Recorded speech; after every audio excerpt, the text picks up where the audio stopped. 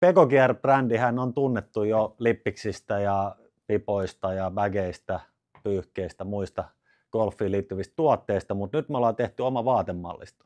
Eli katsotaan vähän mitä tuotteet meille tulee. Muun muassa. Tämä on mun mielestä makea juttu, eli mulla on päällä tämmönen quarter zippi ja sitten tulee tämmönen huppari. Eli tää on tehty Kashmir lampavilla sekoitteista, erittäin pehmeä ja kevyt päällä. Vähän teknisempää hupparia, erittäin kiva päällä, kun on vähän viileä keli, ettei ihan lyhytihaisessa pärjää. Tästä tulee myös malli, missä ei ole tätä huppua. Sitten meillä on meidän oma designi oleva tämmönen raitaprintti, ja tässä on tämmöiset poispäin leikatut kaulukset. Sitten tulee vähän räväkämpiä erilaisia printtejä. Tässä on niistä yksi, vähän tämmönen trooppisempi printti. Näitä tulee kymmenkunta erilaista saataville.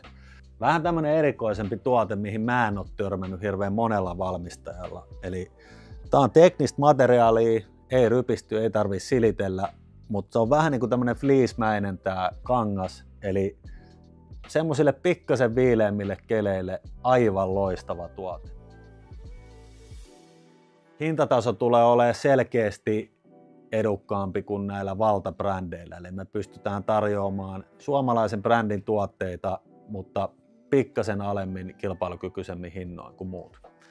Tämä meidän perus golfhousu, eli teknistä 4 suuntaan venyvää materiaalia, pikkasen kapeampi lahje, ei ole mitkään purjehousut.